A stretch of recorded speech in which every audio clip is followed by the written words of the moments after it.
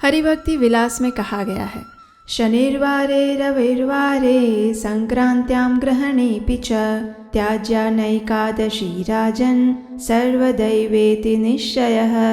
अर्थात हे राजन, एकादशी पर उपवास का पालन करना कभी भी नहीं त्यागना चाहिए, भले ही वह शनिवार, रविवार, ग्रहण का अथवा संक्रांति का दिन ही क्यों ना हो।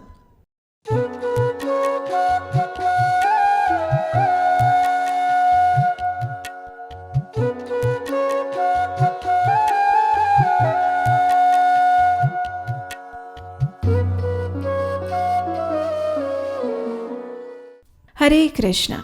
ये वृंदावन की बात है। एक दिन श्रीमती राधा रानी और उनकी सखियां बातें कर रही थीं और उनकी चर्चा का विषय थे कृष्ण, हमेशा की तरह। उस समय गोपियों ने श्रीमती राधा रानी से पूछा, हे राधे, सच सच बताओ, तुम ऐसा क्या जादू जानती हो जिससे कृष्ण तुमसे इतने प्रसन्न रहते हैं?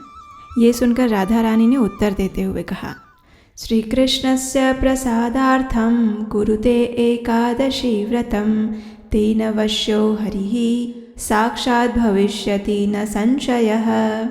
अर्थात, हे गोपियों, यदि आप भगवान श्री कृष्ण को प्रसन्न करना चाहती हैं तो एकादशी व्रत का पालन करो, इससे वे निश्चित रूप से वशीभूत होते हैं, इसमें कोई संशय नहीं। तो इस प्रकार स्वयं श्रीमती राधा रानी ने भी परम भगवान श्री कृष्ण को प्रसन्न करने हेतु एकादशी व्रत की महिमा का वर्णन किया है। और ऐसी ही एकादशी तिथि का फिर एक बार आगमन हो चुका है। वैशाख मास के कृष्ण पक्ष में आने वाली ये एकादशी है वरुथिनी एकादशी, जो कि इस वर्ष 16 अप्रैल 2023 रविवार के दिन आ रही है। ये एकादशी मनुष्य के पूर्व और वर्तमान सभी जन्मों के पाप कर्मों का उसी प्रकार नाश करती है जिस प्रकार सूर्य के प्रकाश से अंधकार का नाश होता है। तो चलिए इस परम कल्याणकारी वरुथिनी एकादशी की व्रत कथा का प्रारंभ करते हैं। लेकिन कथा प्रारंभ करने से पहले अगर आपने अभी तक आपके अपने इस चैनल को सब्सक्राइब नहीं किया है तो तुरंत कीजिए, जिससे कि वैदिक शास्त्रों की प्रमाणभूत जानकारी आप तक पहुंचती रहे। ये उस समय की बात है जब महाराज युधिष्ठिर इस संपूर्ण विश्व पर राज्य कर रहे थे। और आप तो जानते ही हैं कि किस प्रकार युधिष्ठिर महाराज और सभी पांडव परम भगवान श्री कृष्ण के भक्त थे। वे अपने जीवन के हर पड़ाव पर भगवान श्री कृष्ण से मार्गदर्शन लेते थे और भगवान भी उन्हें अत्यंत प्रेम करते थे। एक समय भगवान श्री कृष्ण पांडवों से मिलने के लिए आए हुए थे। सभी पांडवों के साथ युधिष्ठिर महाराज ने भगवान श्री कृष्ण का यथोचित आदर सत्कार किया और अब युधिष्ठिर महाराज और भगवान श्री कृष्ण उनके भवन में सुखपूर्वक बैठे हुए हैं। दोनों महत्वपूर्ण विषयों पर चर्चा कर रहे हैं। युधिष्ठिर महाराज प्रश्न पूछ रहे हैं और भगवान उनके उत्तर दे रहे हैं।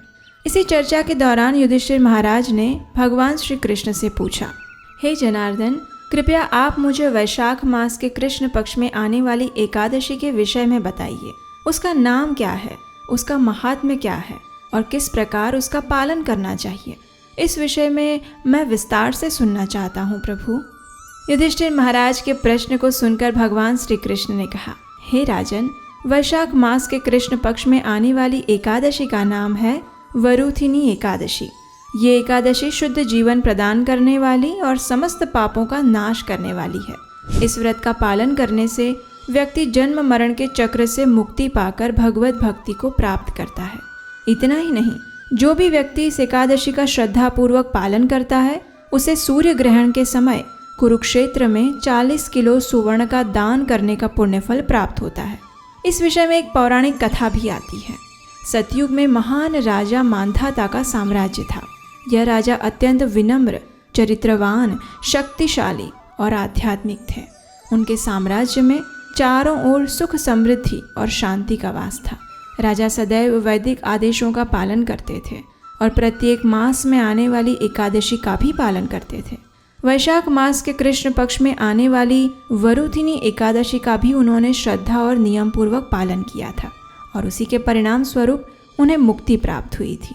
वरुथिनी एकादशी का महिमा मंडन करती हुई एक और पौराणिक कथा हमें प्राप्त होती है और वो है राजा धुंधुमार की कथा। इक्ष्वाकु वंश में जन्मे राजा धुंधुमार अत्यंत तेजस्वी और पराक्रमी थे।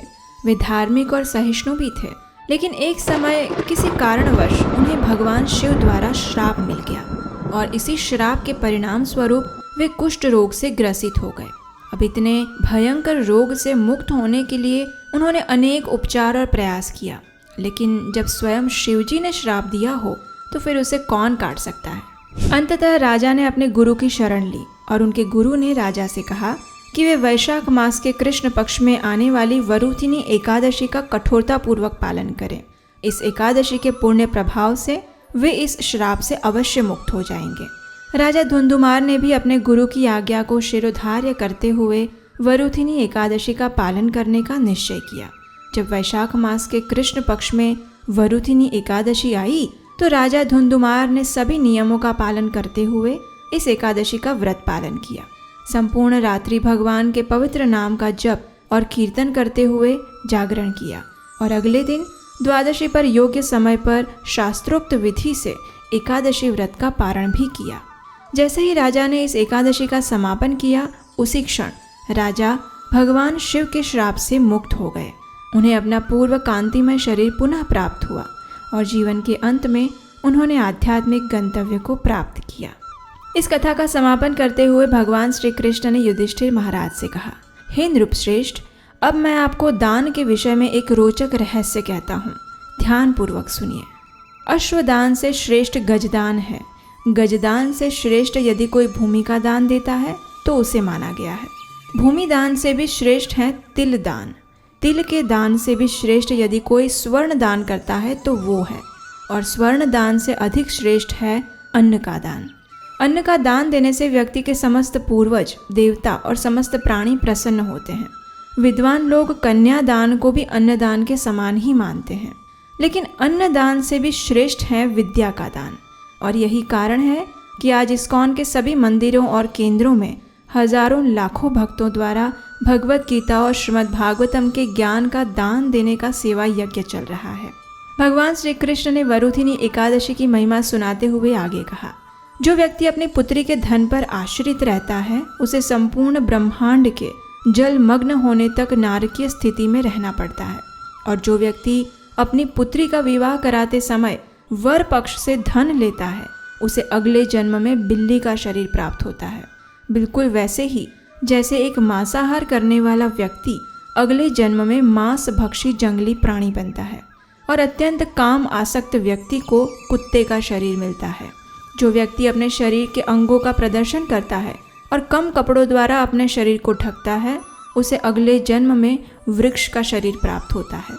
लेकिन उसके विपरीत जो व्यक्ति अपनी कन्या को आभूषणों से सुसज्जित करके विवाह के समय अपनी कन्या का दान देता है उससे जो फल प्राप्त होता है उसका वर्णन स्वयं स्वर्ग में चित्रगुप्त भी नहीं कर सकते।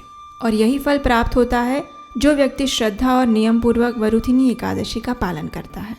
तो इतनी महत्वपूर्ण है ये भगवान श्री हरि को प्रिय वरुथिनी एकादशी, इसलिए प्रत्येक मनुष्य को इस एकादशी का नियम पूर्वक श्रद्धा के साथ अवश्य पालन करना चाहिए। अगर आप इस एकादशी का पालन करने की व्रत विधि जानना चाहते हैं तो वरुथिनी एकादशी व्रत विधि वीडियो ज़रूर देखिए। इसका लिंक नीचे डिस्क्रिप्शन बॉक्स में भी दिया गया है।